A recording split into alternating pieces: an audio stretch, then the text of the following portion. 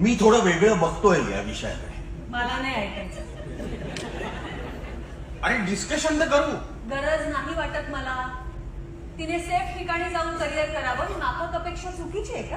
इथे आहे का मुलींसाठी कम्प्लिटली सेफ वातावरण? आणि असेल तर खाली जाताना सुद्धा शॉर्ट्स नको, क्रॉप टॉप नको असं किती वेळा म्हणालीस तू? तुला शॉर्ट्स आणि क्रॉप टॉप घालायला जायचंय तिकडे? नमस्कार मित्रांनो, आज आपण भूमिका या नाटकाचं विश्लेषण करणार आहोत. भूमिका, प्रत्येकाची आपली जी असते ती भूमिका म्हणजे नवरा, बायको, मुलगी, आई, वडील या प्रत्येकाची आपली भूमिका आहे आपल्या घरामध्ये आणि त्या विचाराने आपण आपले ठामपणे मत मांडतो. सचिन खेडेकर यांनी तब्बल 21 वर्षानंतर रंगभूमीवर कमबॅक केलेलं आहे.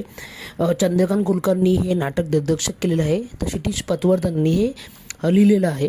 त्याचबरोबर समिता गुरु, अतुल महाजन यांनी खूप चांगल्या प्रकारे सादरीकरण केलेलं आहे. या नाटकातील संवाद प्रेक्षकांना विचार करायला लावतात आणि आत्मपरीक्षण करायला लावतात.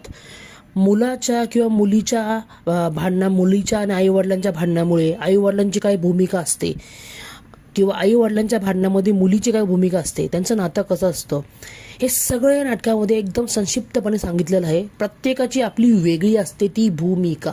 या भूमिकेवर हे नाटक आहे. नक्की